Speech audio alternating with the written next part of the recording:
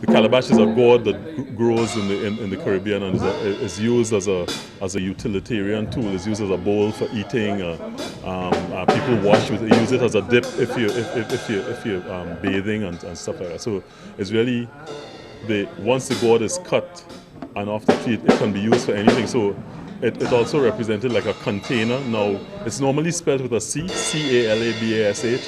I chose the K I wasn't sure whether somebody would have registered the other name, so I just twisted it with a K. And that was the original name. Something that to me was universal, but represented, had a sense of the Caribbean. Can you just tell us a little bit about your kit here, because it's a little bit different from like a standard snare bass. So basically, if you could just talk about your drums here, Yeah, I actually got into percussion in 1975, and one of my influences was Dick Smith, a Jamaican percussionist who lives in Toronto, has lived for a while, and I observed him playing with Salome Bay and started collecting instruments myself. These are conga drums and three different tones. Okay, John, when he's talking about the instrument, if you could go to it, okay? And then I realized now I'm in too close. Okay, that's okay. Okay, okay. Yeah, we can pick up that thought. Okay, 5, 4, 3, 2, 1. These are conga drums, 3 different tones. These are bongo drums with the higher pitch. These are timbales with bells, and these basically are the drums that are used a lot in Afro-Cuban musics, all the different Afro-Cuban dance forms like salsa and some of the Afro-Cuban jazz forms. And these drums were made very popular as a couple major Cuban players came out of Cuba in the 50s, playing with people like Dizzy Gillespie and so on, and they've become the mainstay of most percussionists in a percussion kit. Then we have esoteric stuff like the wood blocks, which have a nice color. We have triangles, which are sort of standard in symphony orchestras, and I don't have any meters with me to give you the tone, but it will be like. Right, so I have 2 different colors there, and then I have different bell trees, so you get a sound like this, that kind of sound, or I use bamboo to get a watery texture. So percussion is really, I approach it like the spice in cooking, adding spices to cooking.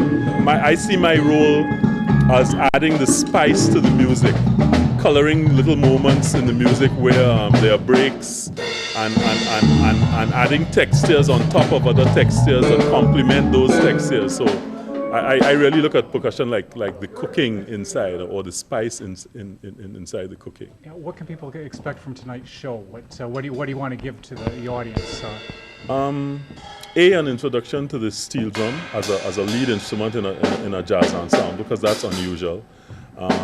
B, the fusion of Caribbean rhythms and Caribbean forms. A lot of people don't realize what a strong East Indian influence there is in the Caribbean. The population of Trinidad, where I'm from, is 50% East Indian, as is the population of Guyana. In Guyana, actually, there may be more East Indians than other cultures in Guyana. So there's a very strong East Indian element in the Caribbean, and so we're showing that jazz is a form that can incorporate not only the steel drum and the calypso and those textures, but can also incorporate East Indian music and the textures that the East Indians who came to the Caribbean brought with them. What would it cost for a kit like this, just out of curiosity? Oh geez, I think I did a declaration for customs going out to play in the Caribbean, and all told it might have been around $5,000 over a number of years.